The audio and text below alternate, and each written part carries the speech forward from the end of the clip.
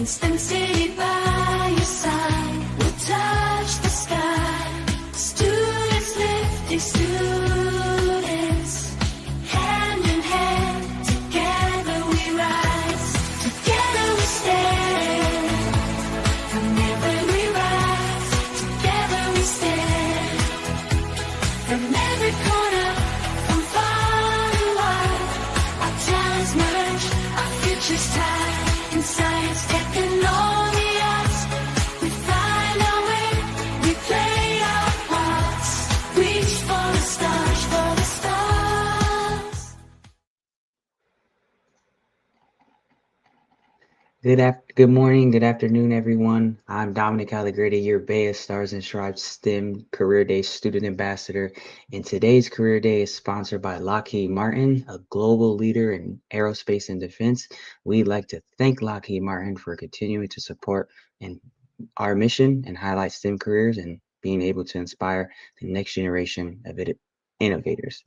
Today's show is going to be very special. We're meeting three amazing guests who are all awardees at the upcoming 2025 Ways of Change STEM Conference, which is happening from October 23rd to the 25th in Baltimore.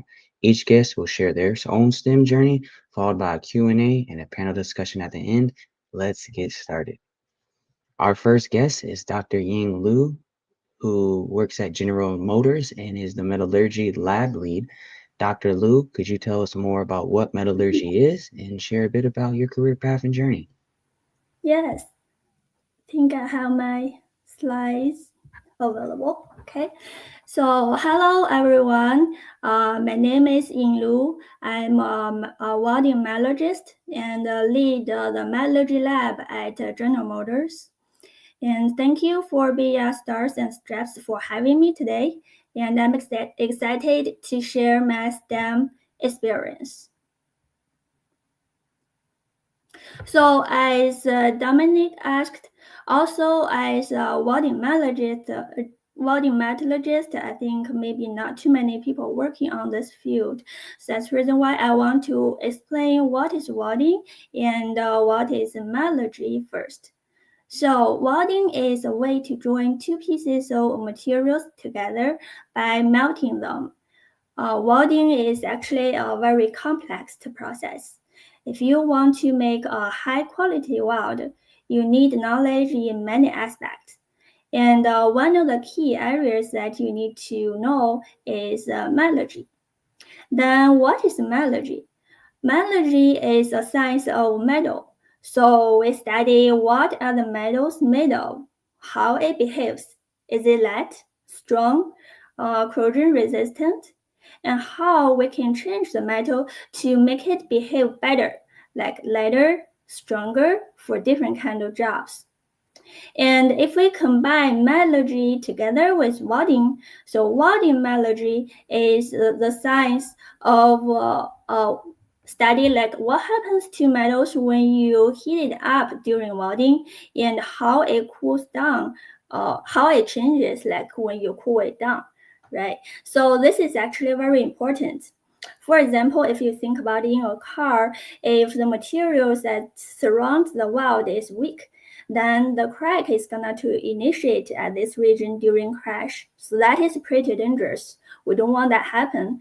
And the welding metallurgy will be able to help engineer to avoid this kind of issue by choosing the appropriate welding process and materials.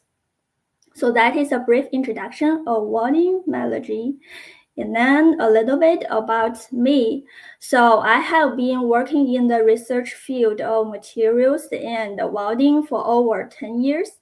And currently, I served as a welding metallurgist and lead a welding metallurgy lab with more than 60 users at General Motors.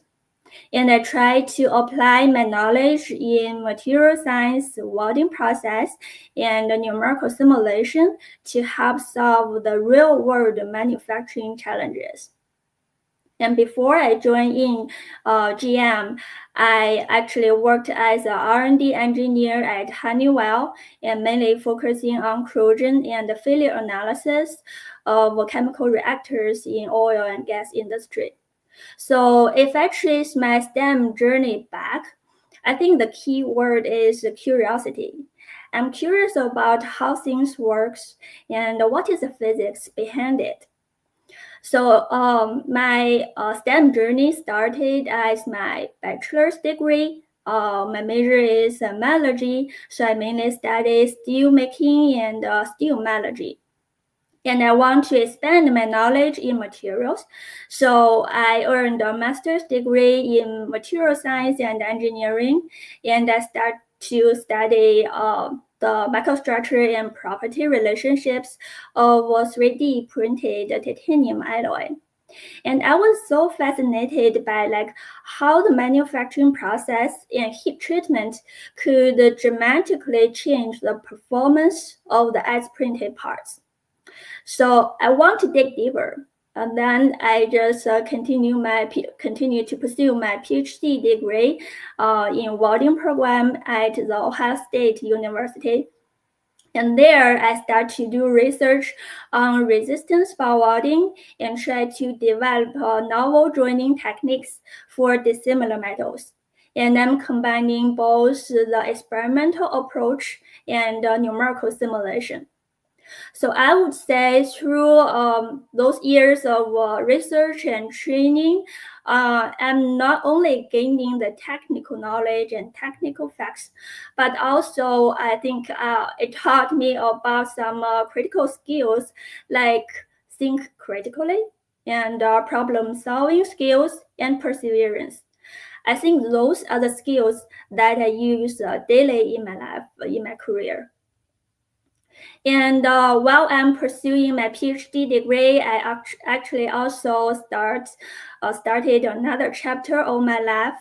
I got married to my husband Ji Chao, and I have two lovely kids. Michael is gonna to turn into 7 next month, and Henry is 4 years old. So they are at a very energetic age right now. And I think to me, family is pretty important. So I like to get involved in my kids' life as much as possible. So you know that recently the Halloween party, the trick and treats is gonna to happen. I also take them to like t-ball games, soccer games, and swimming teams.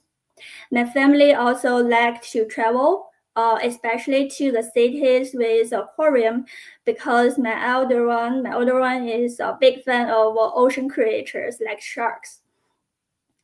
And outside of family and work, I like to do yoga.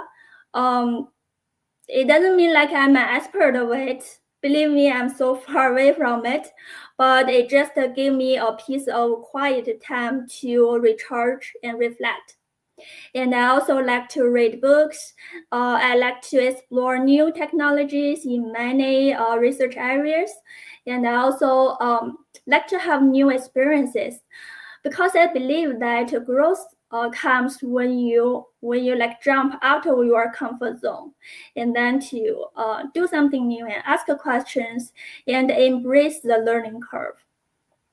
So about the people who inspire me, I would say through my STEM journey, my mom and my aunts, they are always be my cheerleaders. So they encourage me to follow my dream and follow my passion, especially during the time that the projects, the tasks are challenging. So they always use their love and support to give me confidence, to let me to dream big and never give up. And I'm also having an incredible opportunity to work together with my PhD advisor, Professor Wei Zhang, and also Professor Manakam Kimchi at OSU. They are the person that bring me to the field of materials and welding, which are the area that I'm so interested in and build my career on. And they not only taught me the technical facts, but also some like skills that perseverance, resilience, and how to divide larger projects into small tasks, prioritize the work. Those are the skills that are very important to me in my career. And at GM, I'm also lucky enough to work together with my colleagues, my boss, my mentors, and leaders. They always encourage me to grow beyond my technical expertise and to be a great communicator, a strong leader, and also to be someone that who are not afraid of pushing boundaries. So the person that I mentioned above shaped who I am.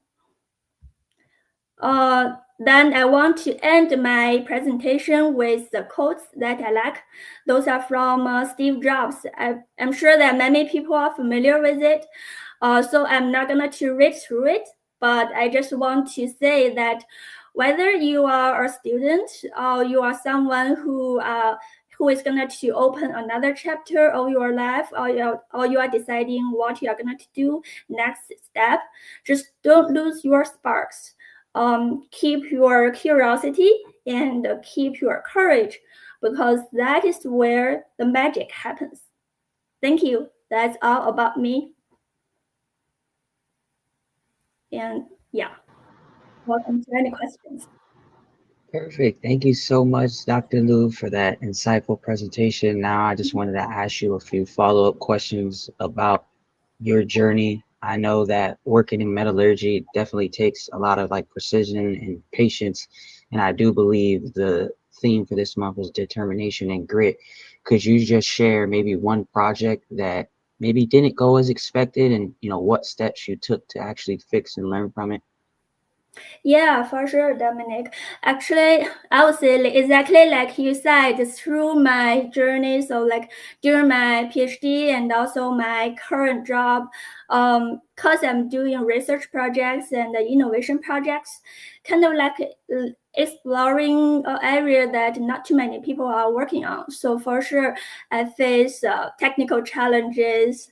Like I still remember the time that at the beginning I start to set up the spot welding simulation model, and take me like a lot of time to debug it several times, adjust the parameters to make it work, and come up with an idea, and then realize, oh, probably it doesn't work very well, and then you need to learn from it and then modify it and retry it.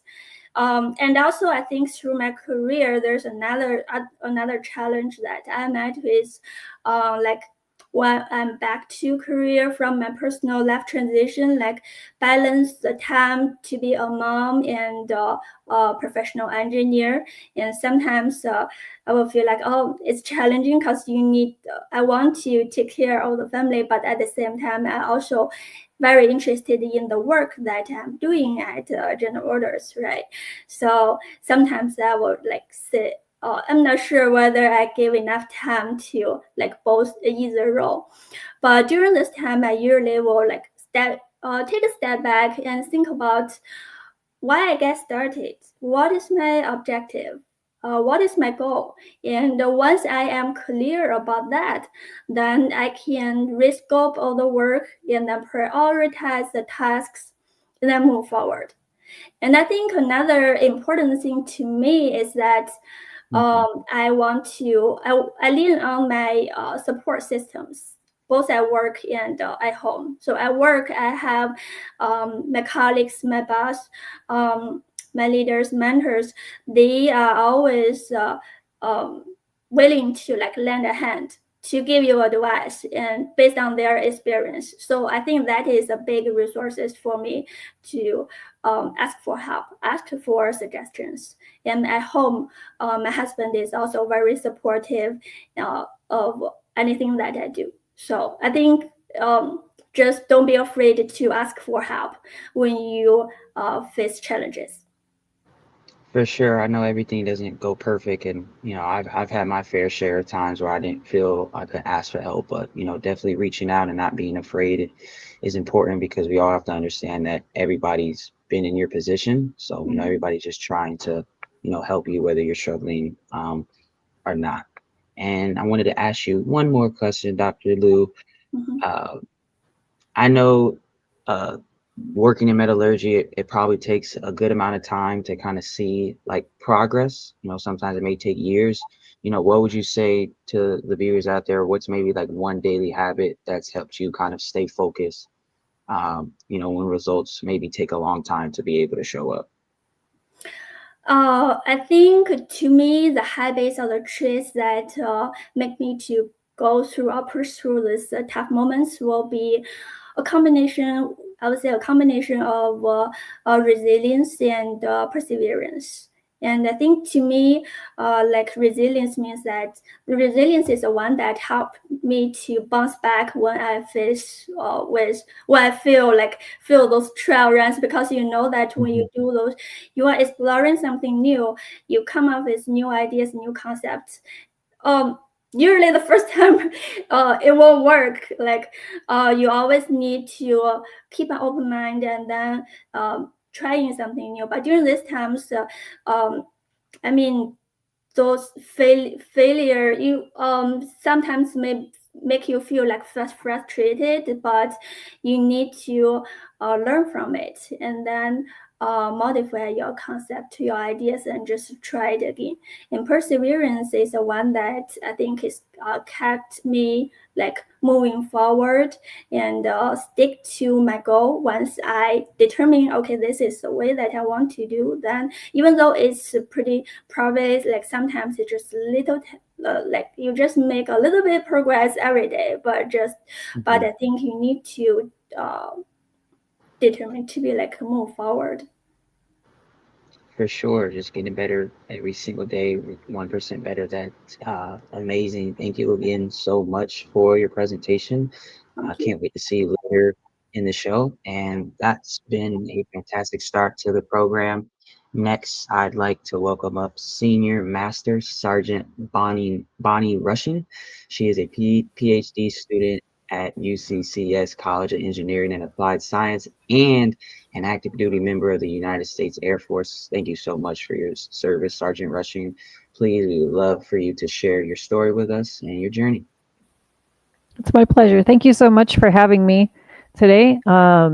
This is a great program. I love working with CCG Media and Walk. You guys have been really great and spreading the word and helping others find paths, find that network where it might not be available to everybody. And so I'm really excited to kick off my presentation today to kind of share my journey of where I am now and how I got there. And it wasn't easy. It wasn't straightforward. And I still struggle as well. So go ahead and slide, please. So this is me, Senior Master Sergeant Bonnie Rushing. Before I go through everything here, I want to start with what I do now to kind of cover um, how things are going and then how I got there. And just to be clear, I am not the fastest person. I'm not the smartest. I'm not the strongest. I just work really hard. You could probably see my flag, trust hard work. That's kind of been my motto for my whole life. I'm a fighter. And it's not just me. Everything is a team effort for me. I stand on the shoulders of giants, be that mentors, investors, analysts, my friends, my family. That support network is really valuable, and nobody can do it on their own. If you can, that's great. But imagine if you had a team, how much further you would go. So, what do I do? I'm an information specialist. I am a linguist and a researcher who is focused on cognitive attacks and digital trust. So my career, it blends my former special operations experience with PhD level cybersecurity research. Basically, everything boils down to translating some useful signal out of all of the noise that's available. And now with the internet, we are inundated with seemingly endless amounts of information, and we don't know what's real, what's fake, what's useful, what's not, what does it all mean. And so that's kind of what I am passionate about, finding the signal through the noise. And this helps organizations like military organizations, but also public and companies decide faster and better with what to do now that we can get some useful signals through the information.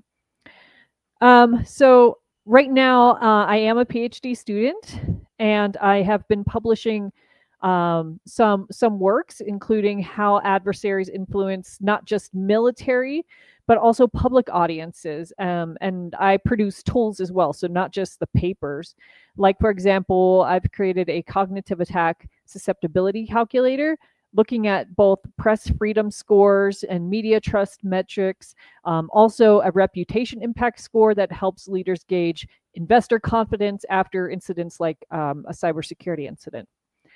Beyond research, I teach, I mentor, I build hands-on STEM experiences that help demystify what is media literacy, security, data, and this is not just for students, this is for practitioners as well. So like I said, I am in the Air Force. I've been in the Air Force for over 16 years. My career background is a little interesting. So I started out as a linguist. As a linguist, I qualified in Spanish, Brazilian Portuguese, and Tagalog. So a tropical linguist, if you will. I started my career in special operations. I was air crew, as you can see in that picture there. I flew on board special operations C-130s, 4 different variants for a few years. I was a flight instructor and evaluator there as well. I taught at the U.S. Air Force Academy as I was a senior instructor and course director there for 3 years. I taught military strategy and political science and innovation courses.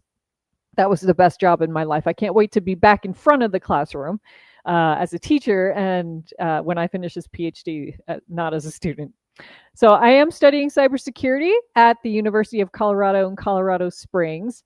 I am just about to start my dissertation process. If I can just get through this cryptography course right now, it's kind of killing me. People would classify me as a communications and intelligence expert just because that's what I have done for my whole career. So how did I get to where I am now? So I didn't enlist straight out of high school, actually. I dropped out of college. I finished my associate's degree, and then I tried to continue to a bachelor's program, but I just couldn't afford it. I didn't have the resources. I was already working 2 jobs to try to pay for it. The finance piece wasn't there. And so I tried doing civilian jobs, and then in 2008, the stock market crashed. Along with that, a lot of jobs, including mine, disappeared. And so I said, you know what? I was in the Air Force ROTC, and let me just enlist. It's now or never. I'm not getting any younger. At that point, I was 24, whereas a lot of people were enlisting at 18, 19 years old. So I enlisted.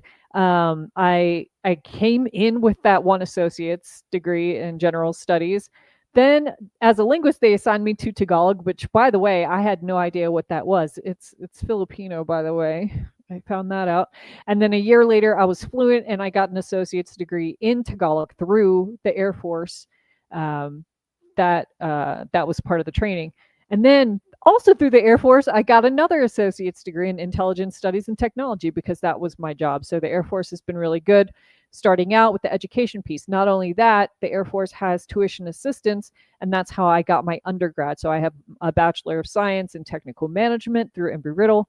Then they sent me to master's. I got my master's degree in strategic intelligence at the National Intelligence University. So that was all provided by the Air Force. And now they decided that I am the first enlisted person in the whole DOD, the first enlisted to be in a PhD assignment role. So I'll be graduating in 2027 as Dr. Rushing, and then hopefully return to the Air Force Academy to teach as a professor under the doctorate. So that's in progress. A PhD is no joke. You really have to be committed, and you're not going to want to do it every day, but that's where that discipline piece comes in.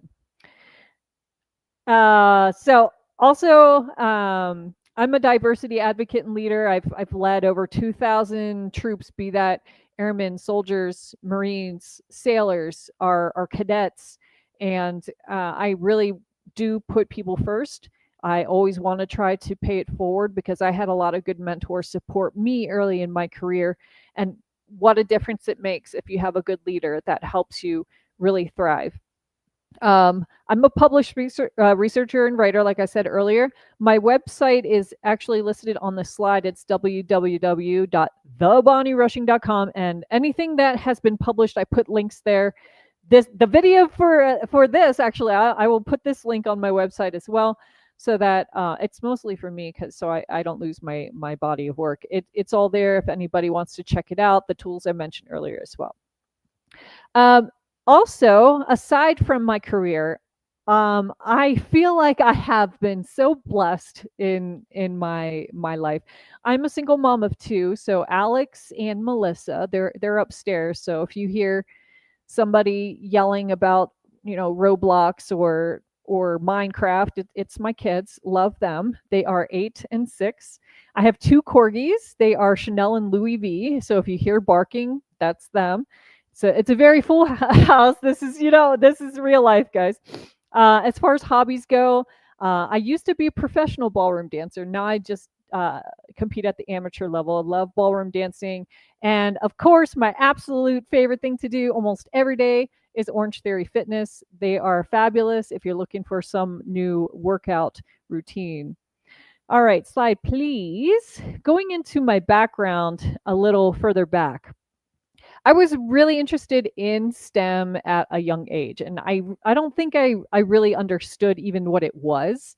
Um, we only got the internet, when I was maybe grade school, like late elementary school, early middle school, got online. My older sister Laura, who is brilliant, I would say much smarter than I am, she taught me how to code in HTML when I was 9 years old. So I was making these very simple websites about animals and things like that. But more importantly, I was learning how to code at 9 years old.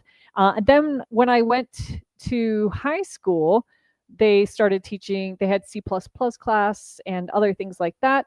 And so I started doing that in high school. I also joined the robotics club called Bot Ball. So we would program and build Lego robots and compete with those. And that was a really great experience. And then, of course, early in my career, I was assigned to work on signals and communications. You can see there in the photo, me 8 years old. Look at me. I'm a future aviator there. And then if you look to the right of that, that's me in my career. As an actual aviator, I think, looking back, you can connect the dots and it really makes sense. So love STEM. STEM is everywhere. It's the future. And whether we realize it or not, it's embedded in our lives. So that's why I love to take interest in that and really also teach my kids what I'm doing as well. Next slide, please. So the women who inspire me, I have 2 good quotes here. Ruth Bader Ginsburg first. So she said, fight for the things that you care about, but do it in a way that will lead others to join you. So there's a way to advocate for things that you believe in, that you're passionate about, that you really, really, really care about, that will get other people to come on board with you, because you can't do it alone. And so that's really important to build that team, to build that advocacy together. And then Michelle Obama, who doesn't love Michelle Obama? She says there's no limit to what we as women can accomplish. And I think that is so amazing. I think that is really important, because, men and women, girls and boys get treated differently. But look at us. Look at the other women on this stream.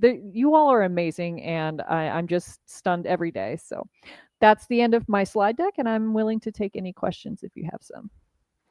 Perfect. Yeah. Thank you for your presentation. That was great. It's always inspiring being able to hear different people's journeys into STEM. One big thing that kind of stood out to me was I saw that, you're obviously active in the military, you're in a PhD program, and you're raising 2 children by yourself, which is already an incredible feat.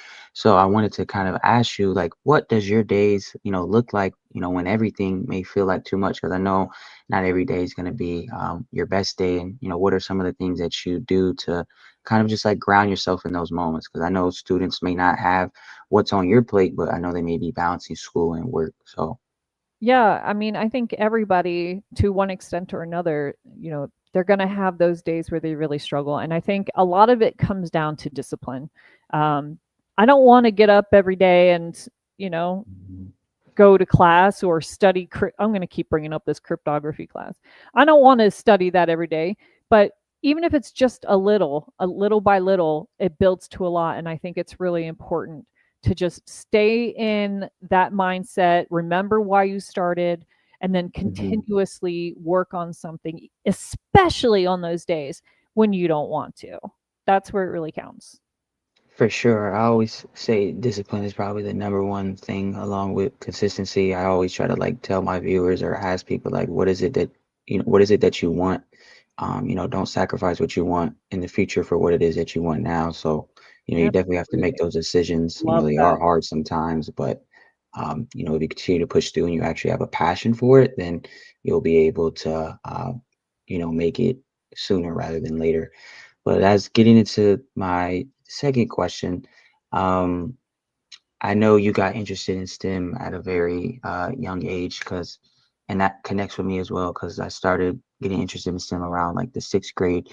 Looking back, what was like maybe that one thing that like kept your curiosity alive throughout, the stages of, your life, whether it was from childhood to then serving to raising kids to then now where you're working in your PhD? What was maybe that one thing that just always kept you curious and interested in STEM? I think the how it's evolved. So, back in the 70s and 80s, there was just a little bit of growth. And then, I mean, my childhood, mostly in the 90s kids, and then into the 2000s, it just completely off the charts. And I'm just so interested in where this is going with even now, like motivated by like AI and cryptocurrencies and what you can find online, like data scraping. It's immense. It's amazing. That's why I just find that I cannot be uninterested in this.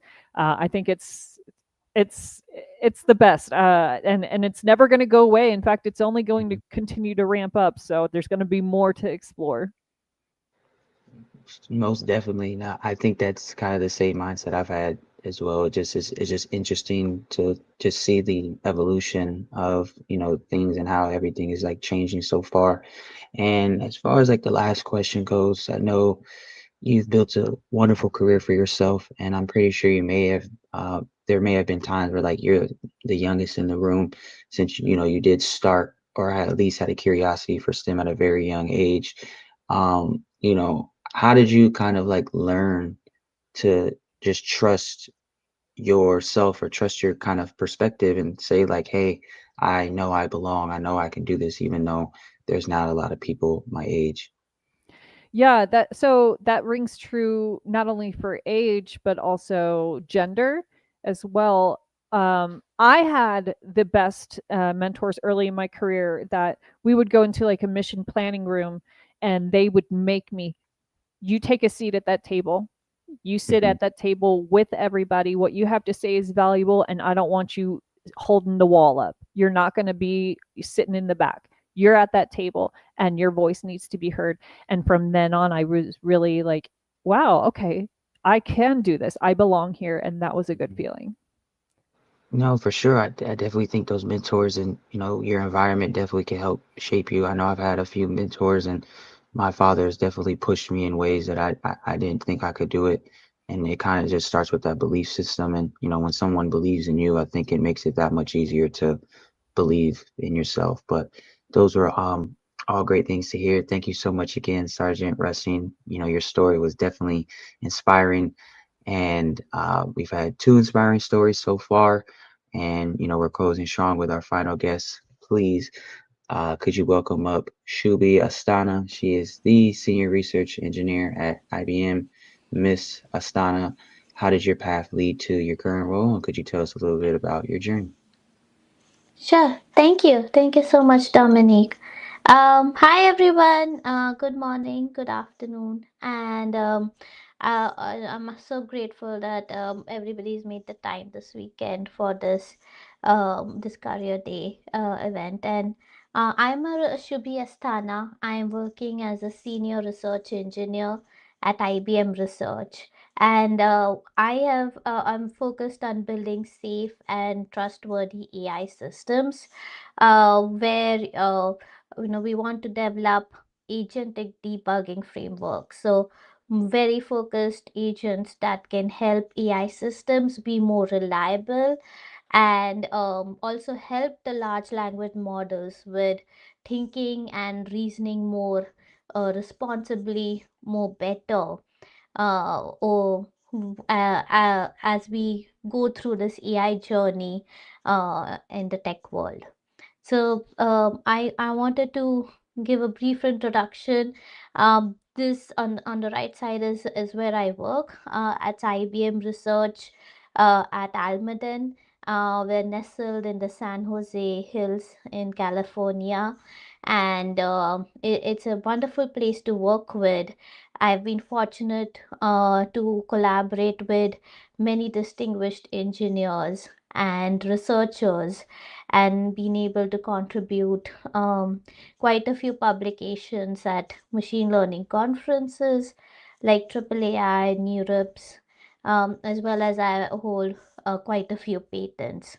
Um, Beyond my technical work, I'm also passionate about, how can we mentor and inspire more women, not just in STEM but also in AI, because representation and visibility in the tech community truly matters. And while we should be able to empower our women with the right knowledge and with the right skills, so that they can progress in this world with confidence.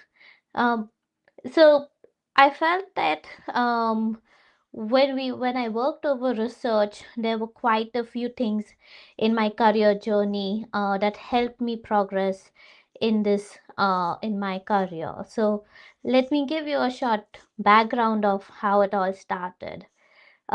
After earning my master's in computer engineering from NC State, I started my career in Atlanta at a VMware AWAT subsidiary, where I worked on securing mobile systems.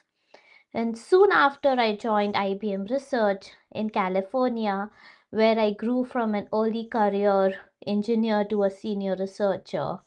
And over the years, I've led innovations in privacy and safety, and now with agentic AI.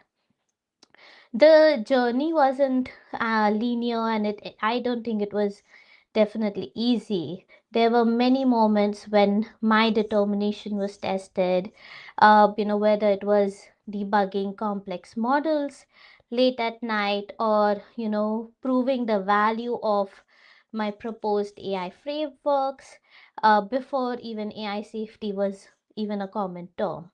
But I've learned, just like the my other fellow speakers, I also feel that that I've learned that there needs to be grit in showing up every single day, even when progress is slow, and even when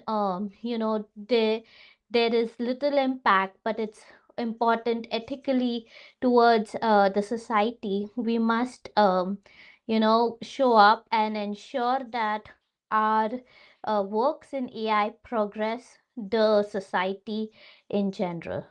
So I've with my work, I've been fortunate to get recognized through hackathons, through various awards. I was fortunate to meet some of the folks, like this year I got to meet Jensen Huang, and a few years ago I met Indra Nui, who is also someone I take inspiration from, who is the CEO previously of PepsiCo. To me, I feel that from more than inspiration, it's our also a collaboration and aspirational management who can bring us forward in in encouraging us in our thinking. And at IBM Research, I've always felt like supported with my ideas. How, even though it might be a little bit out of the blue, or it might require more time to get that impact, but where there is determination, and where there is support, where there's definitely a place where we can progress in our career. So I wanted to take this opportunity to say that also that when I think of like my career and all, I always have been wondered, like, how did I get to this place, and how do I uh, you know have been resilient over the years. And there was a quote by Indra Nui, that whatever anybody says or does, one should assume positive intent, and we'll be amazed at how the whole approach of a positive intent towards a problem can make the problem very easy, and one can get more positive impact through that. So when I started this journey in research, it for me it started with a curiosity, a desire to turn my research ideas into real world software frameworks that could bridge the gap between the scientists and the engineers. And my curiosity helped in translating these complex algorithms that one would just see on paper into something that actually worked. So this blend of collaboration, persistence, and hands-on problem solving have been my strength over the years. For me, I think over time, I realized that research isn't just about papers or prototypes, it's about the impact. We're given a chance to create systems that make AI safer, and agentic AI safer and more transparent. So we must use this and empower ourselves to say that, okay, how is our work helping the society, the technical society, and how are we um, accelerating progress in AI? Uh, with that, I think I also felt that one should not just remain curious and persistent, but also learn quickly the new concepts that come in. Because once we have those conceptual knowledge, one can easily work in a collaborative environment, and drive projects easily. So, with that, I'd like to wrap up, and I would like to take any questions if you may have. Awesome. Thank you so much, Miss Astana. Your journey is definitely inspiring, and it's always great to hear your guys' journey. I do have a few questions for you before we do head into our next segment. I know that you work in AI and you work with it a lot. And we know that AI is moving faster than anything in tech, probably in the history uh, of tech. And for students watching, I wanted to ask, what's one specific skill they should start working on now when it comes to AI? Something that may be hands-on so that they can actually stay ahead of the curve as AI keeps evolving. Because I know people are afraid, and they may think that AI may replace our jobs, but I would love to know what's one piece of advice you would give to them for that. Yeah, thank you for that question. I think it's indeed a very important question to students, because for the students, because school is the time when we experiment fearlessly.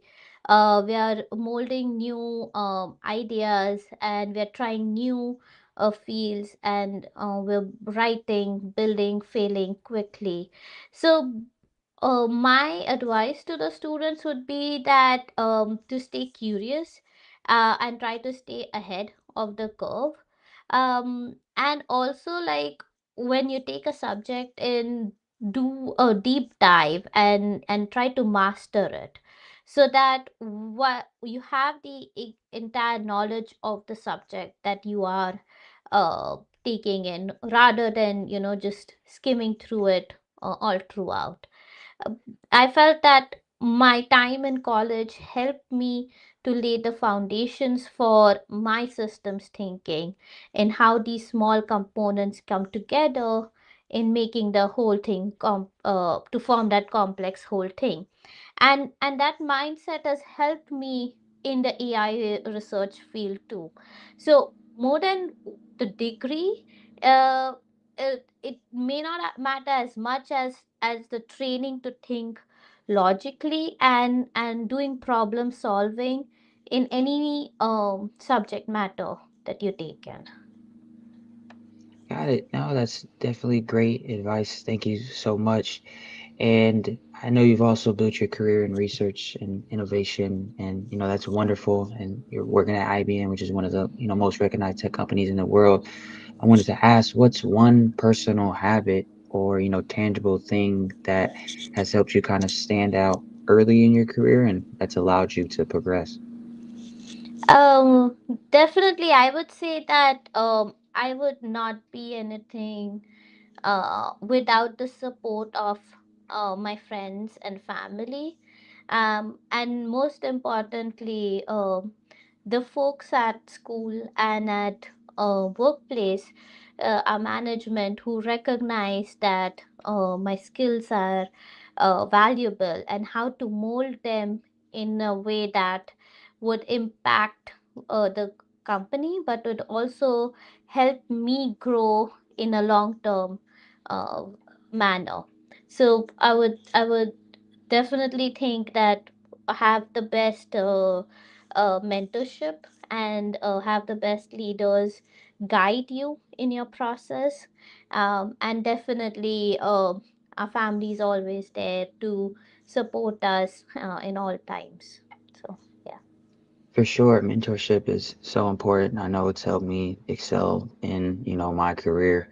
Going through LinkedIn or even at conferences, that's where I've been able to meet the most mentors for people that are trying to get them. But, they definitely are the cheat code, like I said, and can definitely excel your career, especially if you take them serious and, you show them that you're willing to work and have a passion for whatever it is that you're doing.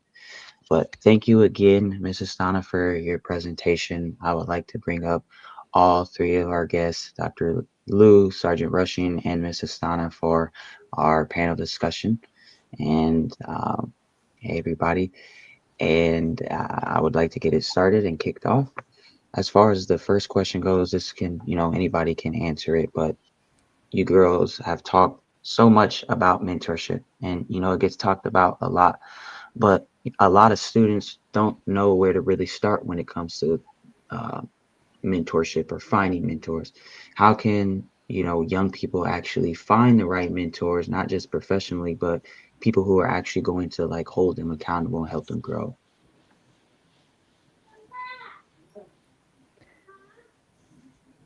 That's a good question. I think even at our level in our careers, it's always difficult to figure out who would be a good mentor for me. Mhm. I would, start in the workplace, find somebody that you enjoy watching them excel in their career, somebody that you would like to, maybe emulate some of their paths, or somebody who truly cares about you. They don't have to be the best, but you want to look for somebody who actually takes the time for you and they care about you, and they can help you figure out some choices in your life or your career.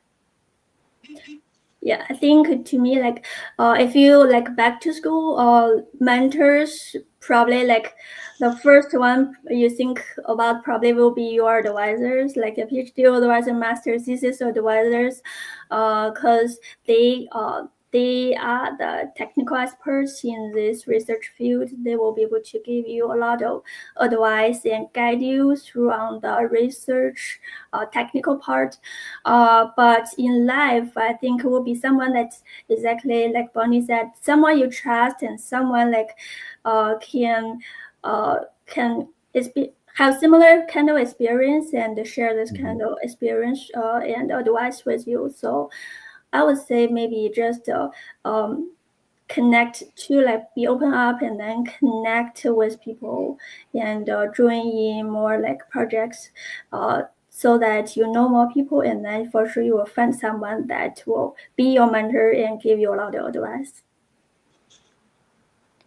Yeah, I think likewise, just one thing more I had to add was that one should always think of their career and their life as a kind of a startup where you have like a board of advisors who are there to help you and guide you. So one shouldn't just rely on one mentor or one advisor at all times, but have like a set of people, maybe somebody is help could help you grab the next project or help you with certain leadership skills. Another person could help you with other professional skills.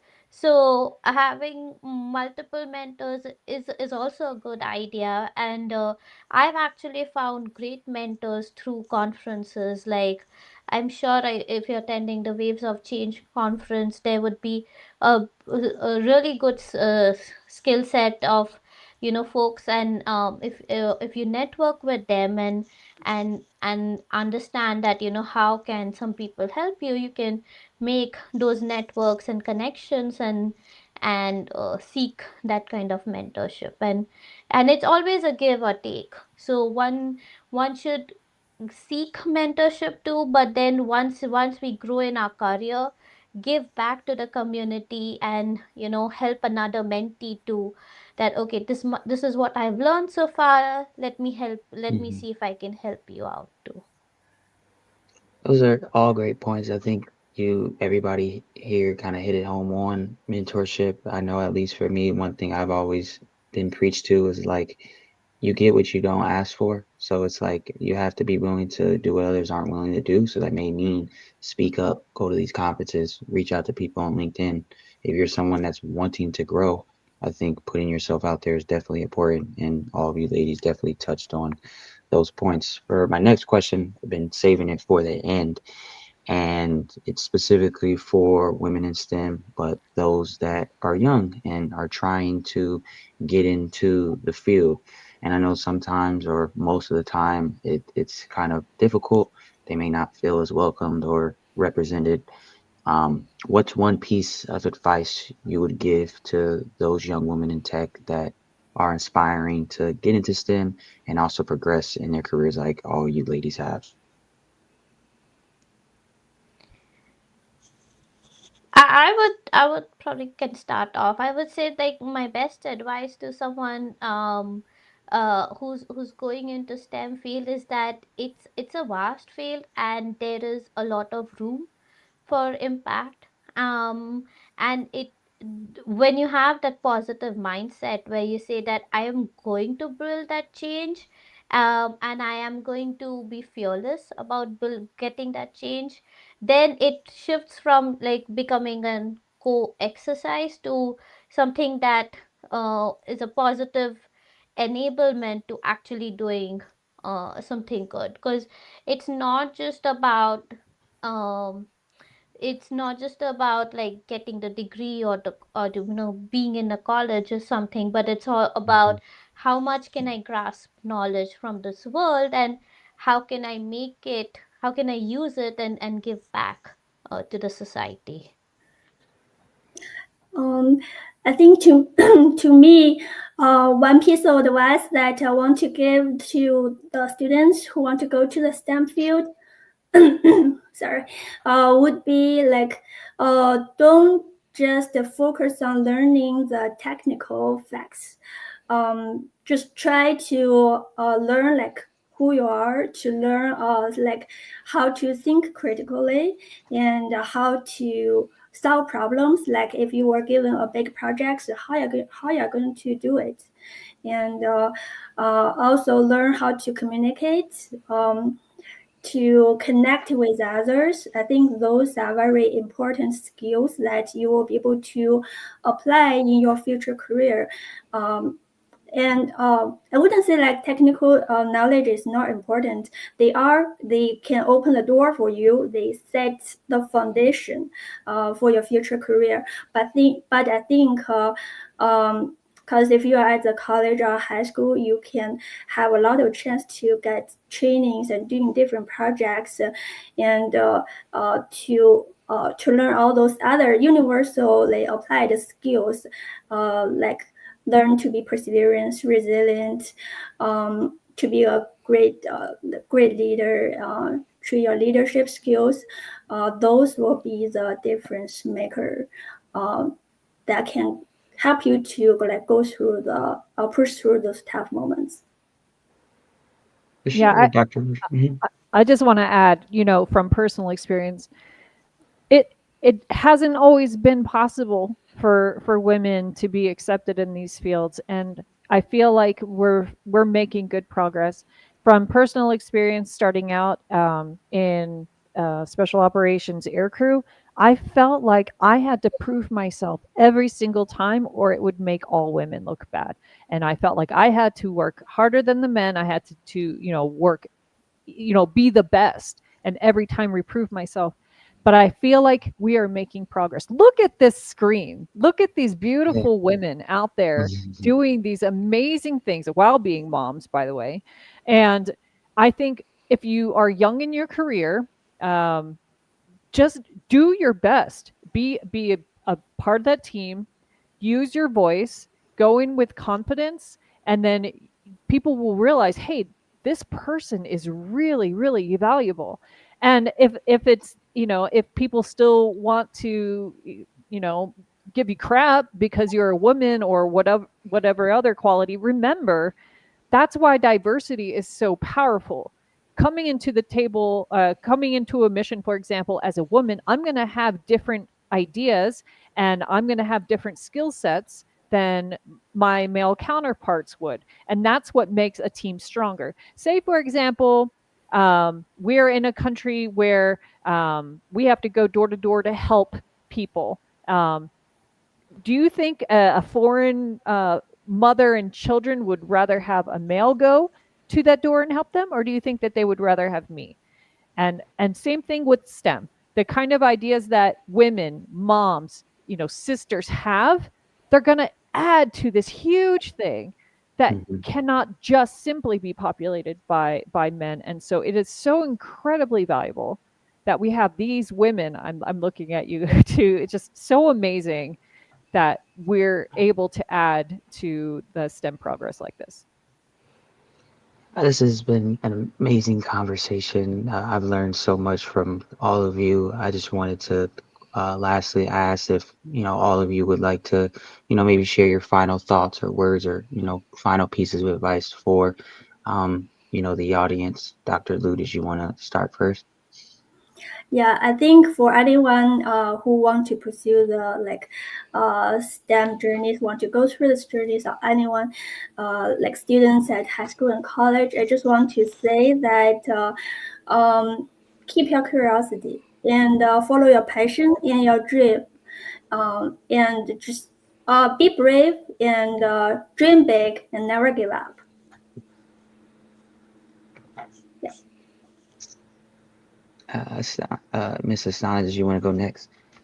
Sure. So I would piggyback on Dr. Lu's line that I agree. It matters to be curious, and also be persistent in your efforts, and always remember that success is not always a straight line, and you just along the way learn to figure it out. And most importantly, believe in your ideas, even if not, it may be ahead of the time, and keep learning, and stay curious. And Sergeant Russian to close it out. I absolutely agree with them as well, and I think really it comes down to discipline. Once you know what your passion is and you know who you are, keep doing it, even on those days that you don't feel like doing it, and throw your name in the hat. Ask for things. Ladies, raise your hand if you ever had a paper rejected by a conference or a journal. And it's like you said, it's not a straight line. That's going to Mhm. happen. But I love hearing no, because that means I'm one no closer to a yes. So just continue following that, and just be curious and be passionate. For sure, those are all powerful reminders. I'd like to say thank you, ladies, and thank you to everyone who's joined today's career day. I hope their stories have showed you how determination and grit can not only shape your STEM journey, but how it can shape your life as well. And I also encourage you all to join us in Baltimore for the 2025 Waves of Change STEM Conference. It's happening in October 23rd to the 25th. Thank you again to our amazing guests, Dr. Ying Liu, Sergeant Bonnie Rushing, and Shubi Astana for just sharing their experiences and giving us a wonderful treat today. And of course, special thanks to our sponsor, Lockheed Martin, for supporting STEM and education and innovation worldwide. To watch more BEYA STEM Career Day episodes, visit STEMCityUSA.com. Be sure to subscribe to our YouTube channel and join us for the next Career Day on November 8th, 2025. This is Dominic Allegretti signing off. See you next time.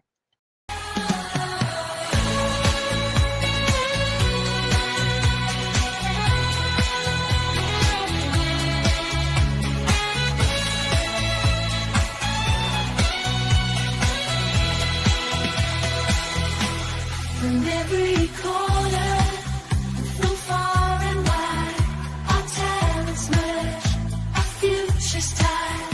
In science, tech, and all the arts, we find our way, we play our parts, reach for the stars.